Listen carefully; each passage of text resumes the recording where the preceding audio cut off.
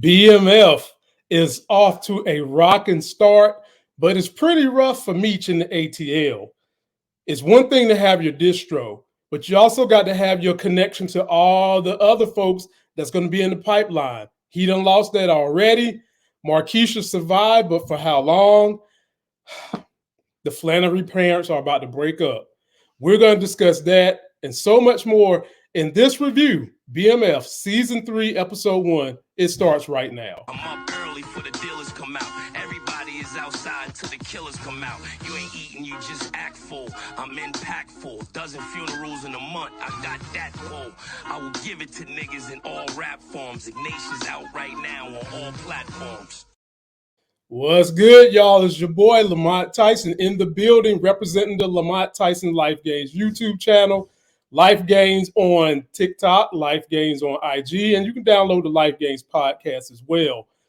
Show that we love, BMF, has come back, and it's been rising to the occasion, and we're going to break down everything we need to know in this first episode. But before we go, ladies and gentlemen, it is equally as important that we show credit to the people behind the scenes. And I'm always pointing this out about the people that do the score, the music, people that do makeup, wardrobe. But we would be remiss if we don't talk about the writers and the creator. This show was created by Randy Huggins, and the writer for episode 1 is Heather Zolke. And if I butchered your name, Heather, please don't charge it to my heart. Hit me on IG so that I can fix the last name. But Heather, ladies and gentlemen, she's a writer. She wrote this great episode. And we always tend to overlook the sacrifices the writers made. Now, remember, they just went to strike so that they can do this for us. And for those of y'all that seen Tyler Perry, Mea Culpas, you ain't got to worry about no Mea Culpas in the writings of BMF because this shit is fire. Let's dive in. We start out in 2007, ladies and gentlemen. The brothers is arrested. Brother Meech say he's going to take the plea, even though they ain't got nothing on him. And Tia's like, hell no, don't do that. And Meech is like, look, I don't want the family to see us go to jail for life. And T is being as stubborn as possible. You know, he's as stubborn as $2 leather. He wants to go the whole way and just fight this thing out in trial when, ladies and gentlemen, as big as these guys was, we know the end story. And so we'll come back to that in a minute. And then we get on to the openings where Markeisha was shot last season by Saint by way of Boone. And she's in here struggling for her life, ladies and gentlemen, played by the lovely Alani Lala Anthony. And we get to the hospital, and guess what? She has survived. But Terry got some problems on his hands. LaWanda done popped up in here and heard the name Markeisha and got plenty of jokes about he's sleeping with an old-ass woman and she's a house wrecker. And guess what?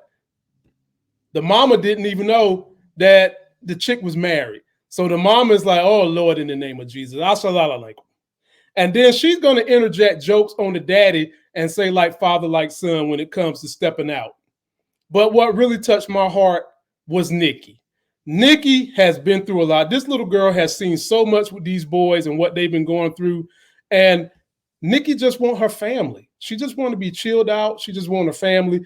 And she's showing how much she's worried and concerned about Meech being gone and T up here in some mess. And I love how they keep bringing Nikki more and more into the story. And I can't wait to see what they do with her this season. Meech is in Atlanta, ladies and gentlemen, building his organization. And his first stop is his reference, the big dog, played by Neo, that was referenced by Goldie from last season, played by Monique. And I love Neo in this role. I hope we get more of him because he played the hell out of this role. And basically, Meech is saying, hook me up. You know, I need to get my money washed. I heard you got the places that can do that. Neo is like, fuck that, pay me. I'm going to need $15K. And in the end, you know, Meech is like, okay, you know, I'm going to do it. Big Dog letting them know that I'm all you got. You're going to need me. But at the same time, Big Dog likes to have a good life. And they're going to get ready to roll over to the Platinum Palace in a minute. And we'll talk about that in a second. Meech steps out and he gets a phone call about T.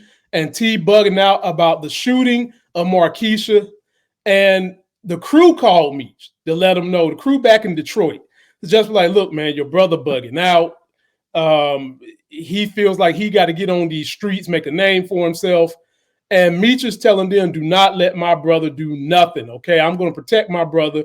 And then Terry took the phone. Y'all, Terry took the phone from them and basically told them dudes, look, you're either my right hand or you're Meech's right hand. And right now, Terry ain't thinking clearly. Clearly, he's not thinking clearly. Meech is trying to do the best job he can to keep him away from trouble because they don't need no more trouble as they're trying to build this empire. And we'll get to that in a minute, but some more things transpired that we liked. It came in the favor of those of us who were in support of Meech and Terry. Then Big Dog wound up taking Meech to meet his crew in the Platinum Palace and tells this man, look, I got a whole lot of exotic girls here. Now, my chocolate women out there, forgive these idiots from way back in the day that thought light skin and quote unquote good hair was the thing. It never has been a thing. You chocolate women are as fine as they come. There's no skin tone that looks better than that dark chocolate skin you women got. But they was young, and this was back in the day. They get in here, they meet the crew, and guess who we see in here? Fake ass Booker T from WWE. My main man Remy is up in this piece. And Meech sees him. The rest of the crew see him. Meech pull no punches, goes over there and decks that ass, basically making a statement to these cats that, look, I'm down for y'all. Whatever you do, I got your back. I know I'm new here, but I'm going to go and handle this business with this clown that I know is a known big-time dealer in the area. I don't care who he is. Detroit for life. 3-1-3 versus everybody. That's what Meech did.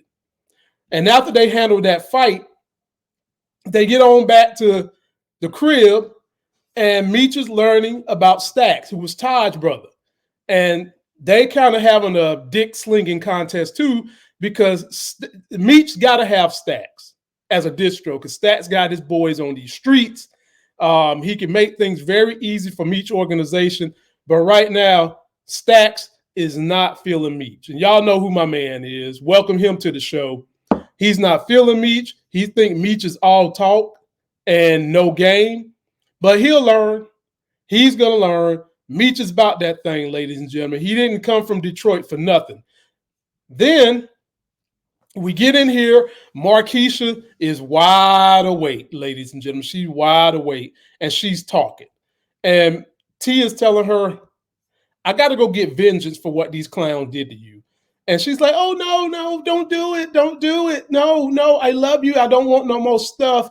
And T understands that now that he's handling Detroit, he wants to earn people's respect through fear.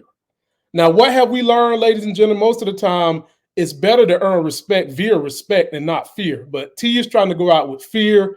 And we saw how this played out, and it didn't happen that way. And as I get to that section, we'll discuss how it played out. Then we get to this lovely scene right here. Papa Flannery, he does not want out of this house. No way, no how do Papa Flannery want out of this house. And here's the problem with that. Mama Flannery is done. She wants that divorce.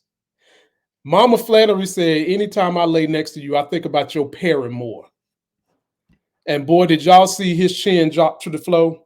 Like somebody dropping down, getting their eagle on. His chin dropped to the floor. And he's like, look, it's my house. You can't kick me out of the house. But she's like, damn it, you're going to get out this bedroom. The couch looked mighty good. And we seen that couch, and that couch don't look like it's good for nothing. Definitely not sleeping on it.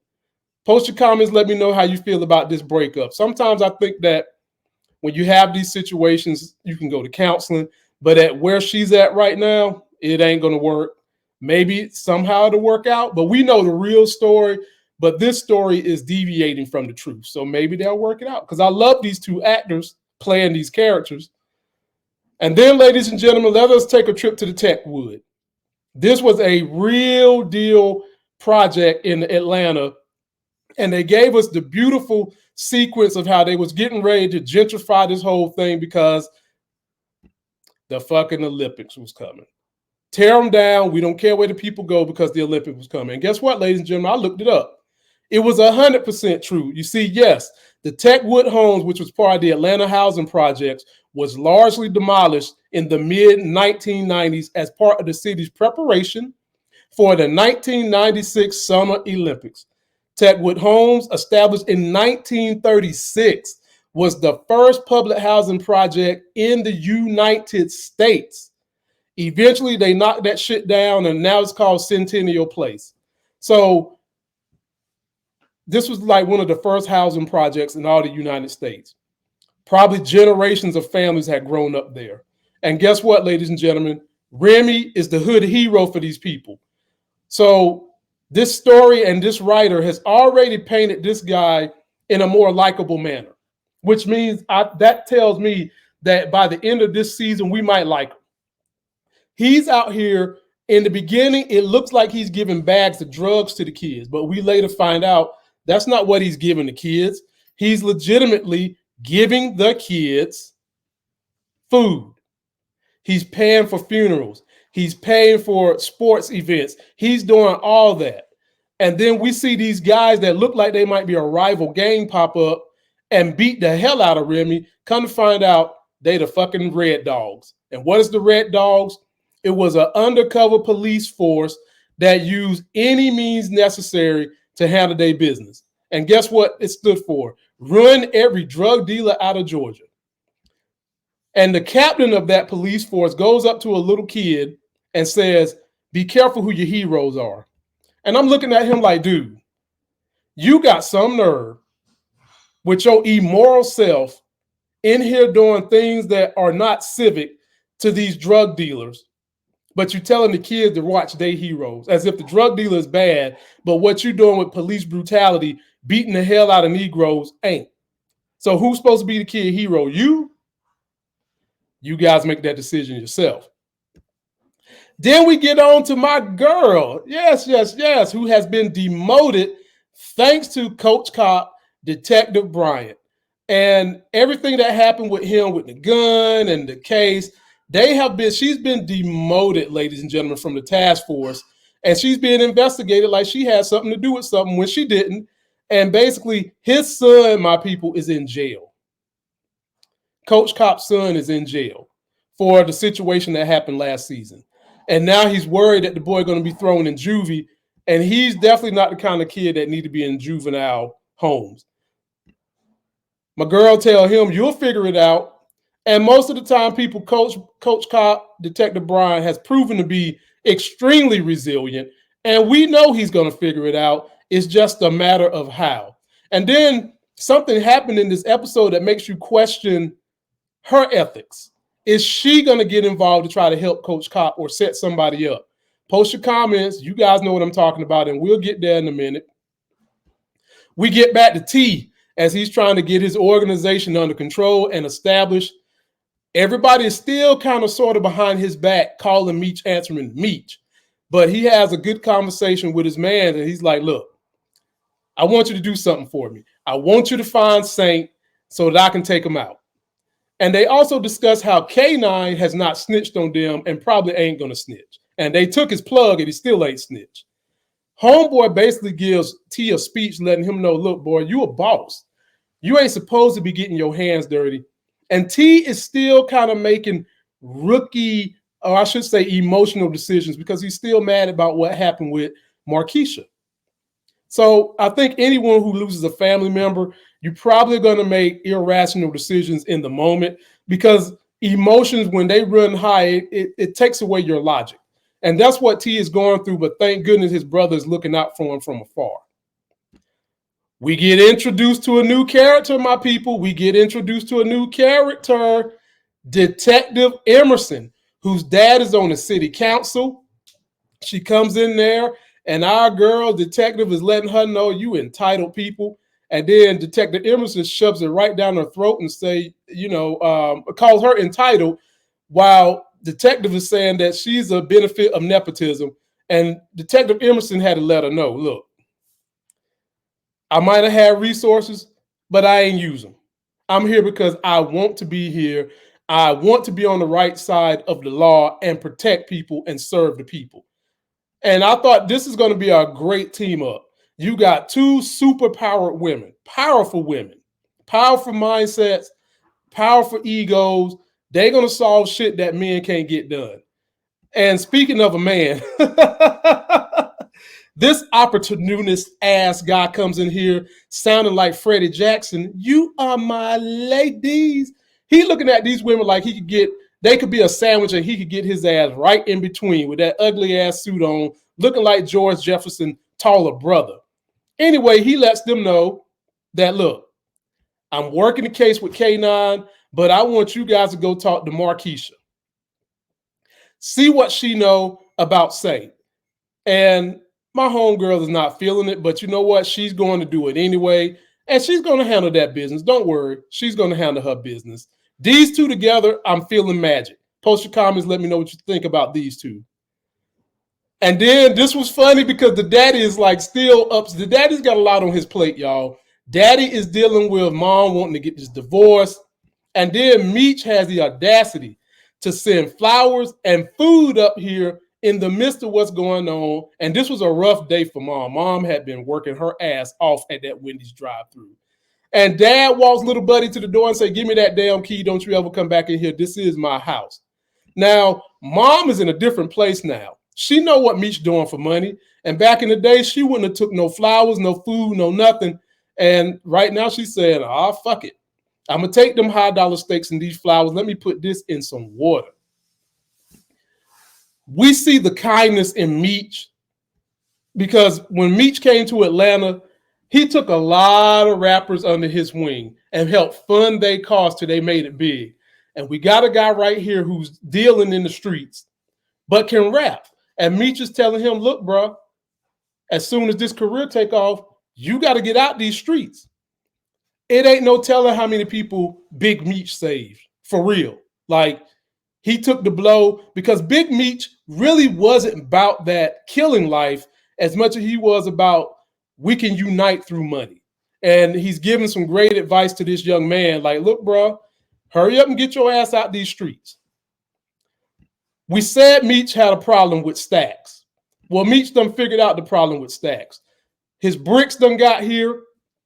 And instead of charging stacks the 30 G's that he normally charged, he's giving stacks the homeboy discount 25. Now, people, the way they put camera angles on stacks, I don't know if we should trust stacks. I got a feeling sometime this season stacks is going to turn on us. Post your comments and let me know. But for right now, stacks is good. He's getting this discount, and he's feeling really, really good about the possibilities of this merger with Meech. Then we get introduced to Mr. Dice Game, who is the person that's going to be distributing this stuff all across the interstates for Meech. And what was important to this for me was us getting an understanding of what Remy has been through, which again makes me think by the end of this season, we're going to like Remy and not hate him. But Remy's brother was the victim of those Atlanta child murders, got dismembered, disbodied. And so he's got deep roots in this hood in Atlanta, and he's already a hood hero in town. The more I watched this episode, the more I thought that Meech would try to team up with Remy early on, but he didn't. But I think they threw a barrier, the writer threw a barrier in this episode that will make him team up with Remy sooner or later. So the new Cagney and Lacey, they did show up, the black and white version did show up to have a conversation with Markeisha. They basically is like, give up Saint. And she's like, if y'all had anything on me, you wouldn't be here, right? But then Detective Emerson, she got a little nasty. She said, is that T. Flannery dick so good that you're going to stay quiet? And Markeisha looked her in the face like this and said, every inch I can get. And this was the face Detective Emerson gave a cut. Boy, y'all a mess on this show, man. Y'all is a mess on this show. Well, Markeisha ain't talking. Meech winds up calling his homeboy, telling him, "Look, man, I don't give a damn what my brother say. You got to protect the family. Do not let him go do something stupid and shoot Saint." And everybody's got Meech back. And then we get the conversation where little buddy is talking to T. And he's like, "Look, T, I'm going to handle your business in these streets. Fuck what the streets saying. Let me handle the business. We can lie and say you did it and nobody will know." And they went with that plan. And I thought that was a good plan. You the boss, man. Keep your hands clean. Bryant's son is being transferred to juvenile. And I wonder why. Is somebody trying to punish Bryant from the inside? Y'all let me know. And he comes and gives his son a speech about what it's going to be like in juvie. And Kevin is not cut out for this, y'all. Not one bit. He takes my man. Look, Kevin about to have a mental breakdown. And you took the one thing from him that he would need to get through it. Kevin is drawing art. He's making comic books, and you took that away from him, and then you gave him a pep talk about don't lift up the soap, don't cry. Look, you got to give a man something to go with, and you took it away from him. Post your comments and let me know how you think that's going to go. This was definitely not the welcome home surprise we thought Markeisha was going to get. T done bought a house, but they need somewhere to stay right now. And he done brought Markeisha here while LaWanda is there. And LaWanda is still giving Markeisha the business. Shiesty. And T just had to say, "Look, man, stop this. Calm down. You know, I'm leaving. I got me a crib. I'm going to be going." And Nikki thought she was going to get get the room. And Mama Flannery said, "No, your daddy going to get it." But I thought it was a telling story that even though Mama Flannery has grandchildren with LaWanda, she still took in Markeisha, and that's how big mamas used to do, y'all. Big mamas used to do it like that. And then we get to this scene that was chaotic. Talk about a violent intro to the Miami Killers. They call them the MKs. Look, the MKs trying to take over Techwood turf.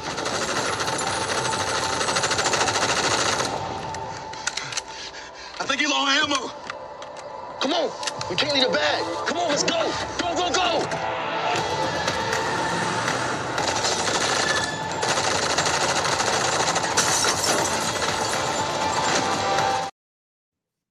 Yeah, talk about violence, man. So you've got the MKs, you've got Remy and his crew, then you got Glock and his crew, and Meech had to go out here and show that, hey, I ain't no sucker on these streets. But that was a very violent introduction to the MKs. And so we got all these people that's battling right now, trying to get their hands on Techwood to do their drugs. And this is going to be a hard ride for Meech this season.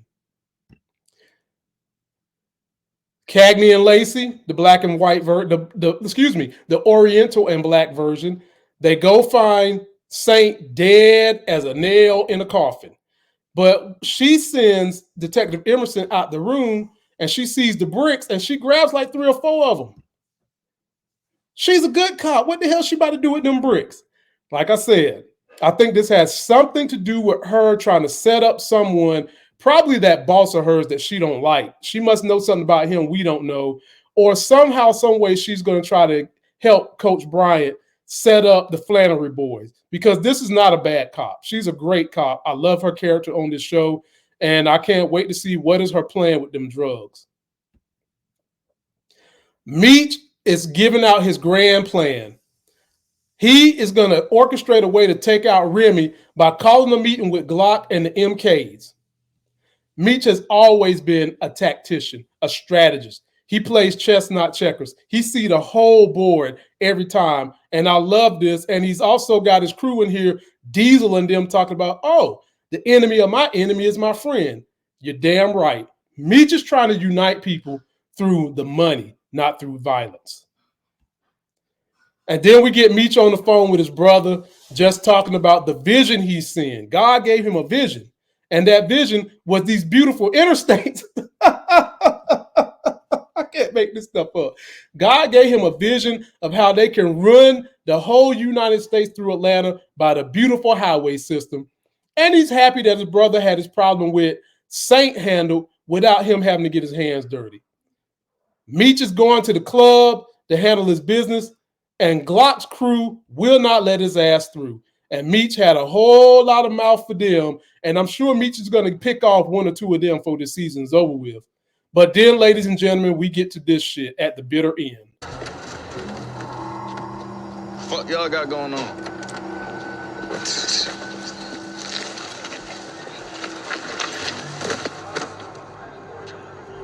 You ain't welcome down south. You can go back up north and shovel snow. We send your ass back in body bags. Come try, nigga. Pussy ass. Hey, let go, man. They done took out Dice. And this was Meech's connection to all Texas, California, Toronto, Mexico. They done took him out. And now Meech is going to have to find a way to handle that business. Ladies and gentlemen, all that segment did was further make me think that Remy and Meech is going to have to team up. I think that there's going to be a bigger problem, and Meech and him are going to be forced to team up, and Meech is going to get this dude on his side. Meech is a hood hero where he come from.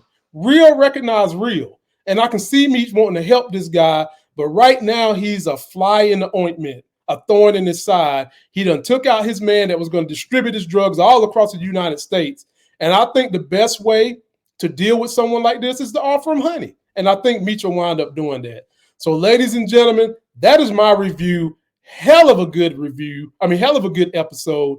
Shout out to Heather Zalitsky, who wrote this great episode. Be sure to follow me for my trailer breakdown where I try to predict what's going to happen on the next episode. And that's going to do it for this video. Don't forget to like the video, comment, subscribe, get that life game. Be sure to download my podcast. My reviews go up there. Follow me on Twitter if you got questions, comments, or you want to DM me, send me a message. And also go check me out on the TikTok at LifeGains1. And until that next Sex is Hell video, I'm out.